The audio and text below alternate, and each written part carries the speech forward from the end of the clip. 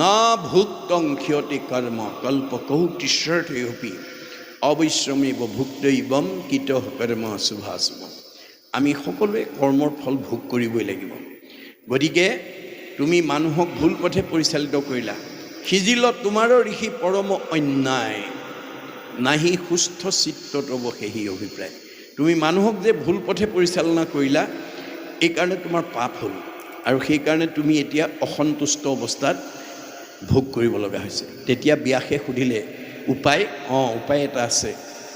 মূৰ উপদেশে কৰা ভাগৱত শাস্ত্ৰ, প্ৰচাৰোক গোবিন্দৰ গুণ নাম মাত্ৰ।